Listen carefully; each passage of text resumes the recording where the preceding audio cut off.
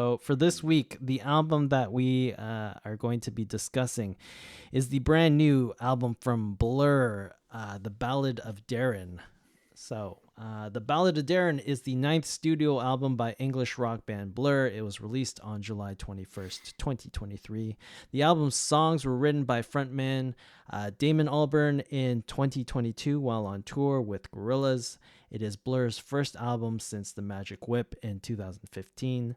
The title refers to Darren Smoggy Evans, the band's longtime bodyguard.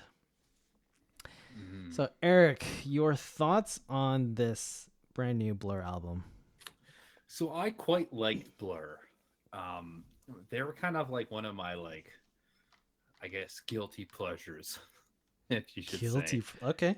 Yeah. So it's a different version of usually when you hear like British pop rock or kind of that realm of genre, like Oasis comes to mind. But Blur were kind of the guys that were like on the opposite side of the spectrum. They kind of did things a little A differently. little more artsy.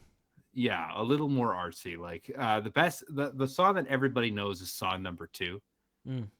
For sure. Like the woohoo down down down down down down, right? It's Yeah. cool riff. Or Girls and Boys was another one Yeah. That's the one I'm too. thinking of. Yeah. Yeah, that they did. I mean, probably one of their best albums is Leisure, in my opinion. But it was interesting to hear this album and how it's aged, how this band is aged at the time. Because I kind of had like a little bit of like at first when I heard it, I was like, you know what, it's actually not bad. And then when I started like listening to it deeper, I was like, I don't know. Is it bad or is it just trash? Like it's some trash. I think that there are great songs on this album, but um I mean, St. Charles Square was a song where I'm just like, okay, the ballad kind of sets the tone for the album, Mm-hmm. right? The opening song, and then it goes into St. Charles Square, and it just the off-key guitar chords that I don't know. It's very chromatic, and I just couldn't get into that part. Mm-hmm. But then it goes into Barbaric, and I'm like, oh, this is a good song. So they had a lot of that. Like it's like good, bad, good, bad, good, good, bad, bad. So it's kind of a mix for me. Yeah, like I'm sort of on the same page with you. But I sort of went the opposite way. When I first put this on, I was just like, this is terrible. I hate listening to this album. I really dislike every single song.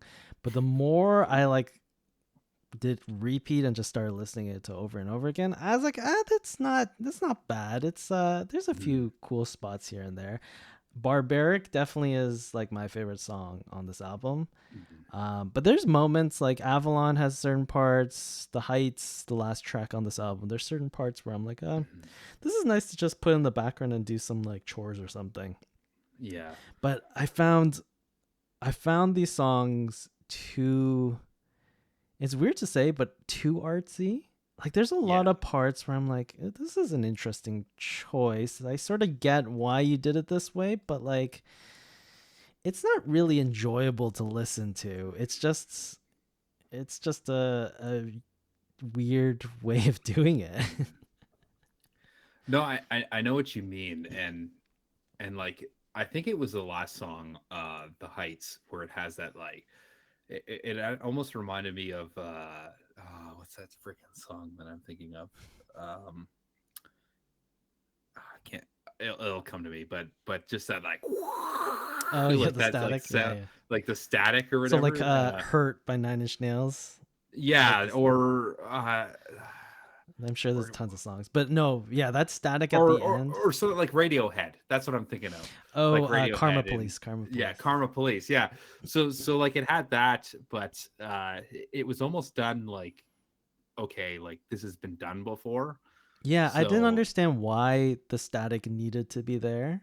mhm. It felt like a left field decision to put that there, especially in the Yeah. closer. It was weird. I really enjoyed Barbaric and the Everglades. Huh? I thought they were kind of cool songs, but what I liked about Blur is that they have songs like this like just this melancholy sounding song, and then they have songs like song number two that's just like the guitar riff, like, and I feel like I missed that Hmm. in this album. Um, Yeah. I think yeah. I think the way you put it at the beginning, where the ballad, the first song, sort of sets the mood for the whole album, it sort of Mhm. stays within that sort of tempo and feel for the whole thing, which I don't think is a bad thing. It's just there's a lot of spots in every single song. It's like, okay. Yeah, that's not a Uh, good decision. Why or did you do yeah, that? or like you sort of Mhm. push this like too much into it. Like you really try to force this interesting part into this other interesting part, and then it just clashes. Like there's a lot of that in this album Mhm. or in the songs. And it just felt very cliche, like you mentioned in the, like, the history. It's by their Mhm. bodyguard, Yeah. right? It's just like, okay, like, is he really that significant? Where like you get somebody like, yeah, it's an insignificant job compared to the band, right? Right. Yep. Right? Maybe, yes, all you bodyguards out there listening to this, I'm not trying to demean your job, but just in context of the band members, like, and I'm going to use this example, City and Color's new album. It was pretty much written for their sound engineer, like Hmm. their sound guy that toured with them. Yes, another insignificant person compared to the band, right? Like, Right. yes, they're in charge of doing the sound, and yes, the bodyguard's in charge of protecting the band, Right. but But the main people uh, are the band. the main people are the band. And City and Color was able to, like, I want to write this album in honor of my best friend, and he did it really well, Hmm. right? This is just a very cliche, like the Ballad of Darren, right? And it's just too artsy that it loses that momentum for me. Like, even when you Yeah. mention that fact that this is about our buddy, I don't know if he's still alive or not. He's still alive. uh, he's still alive. Okay, so uh it, I don't know, it was so cliche that it just takes away from that, Yeah, right? and I'm sure if you spent more time with this album and really, really, really dug into the lyrics and stuff, you'll find an even deeper meaning into it. But for a Mhm. 1 week, 2 week listen, like It's not, yeah. you really need to be a super Blur fan to really dedicate your time Mhm. to doing this, because the casual Blur listener is not going to take the time to like really dig into what does Russian strings mean, like how's that in context to Darren, like Mhm. there's Was a lot. Darren Yeah. Russian? Yeah. Like if you're going to weave this really deep and artsy narrative into your album, you better make the music super catchy, and you need people to like re-listen to the songs to get the meaning. But if you're Mhm. just gonna write like weird music and it's not like super great, like who really cares how deep the narrative really is? Exactly. Yeah. Exactly. Wouldn't have put it better, buddy. Yeah. Okay. Final thoughts, ratings, Eric. What are you gonna give this one? I mean, I didn't hate it, and I feel like I'm at the same level where I was at when I mentioned it on the what we've been listening to a couple episodes ago. So I'm gonna give it a 5 out of 10 Mm, because I didn't hate it. I don't think it was complete trash, but it was definitely like I found my mind just disconnecting from the album as it was playing. yeah. So, Yeah. Yeah, for me, I'm gonna give it a 6 out of 10, because I think the album is just in that nice ground. Like it's mhm, it's an above average album, but it's not good. It's just nice. You listen to it, you're like, this is okay. mhm, So that's sort of where I give that 6 for this one. I mhm. definitely wouldn't like recommend it to anyone, and I wouldn't go back and listen to it, but the songs are listenable, so it's not anything below a 5 or anything. Yeah, and if I was gonna recommend, like, because I've listened to a couple of Blur albums, like I said, I would recommend Louise.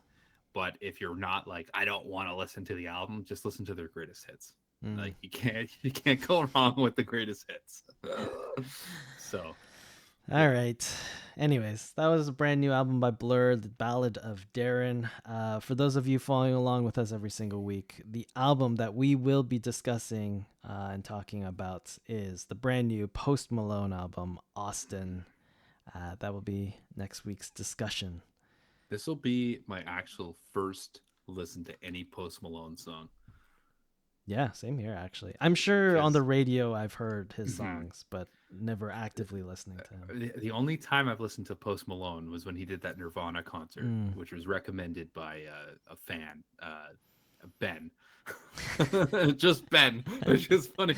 But yeah, he recommended it, and I was like, this is sick, right? But Yeah. I think I listened to a song, couldn't tell you which one it was, but it had nothing to do with like rock, so I just ignored it. But I'm actually a little bit excited to listen to what Yeah. Post Malone's all about. Yeah, should be interesting. So yeah, that'll be next week, Austin by Post Malone. And that's basically the podcast. So yeah, we're here every single Monday at 10 p.m. ET, 7 p.m. PT, here at twitch.tv/ the Crossroads Music Podcast. You're probably, if you're not here on the live stream right now, you're probably watching and listening to this on YouTube. Come comment on YouTube, or better yet, come join the Discord and yell at us there too. And obviously tell us how to speak different languages, because obviously we're incompetent English speakers. But yeah, that's basically it. This is Crossroads Music Podcast, weekly music discussion podcast.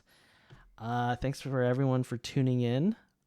Eric, any closing thoughts or spiritual awakenings that you want to convey to the audience? Enjoy. Have a good night. All right, perfect. We'll see you all next week.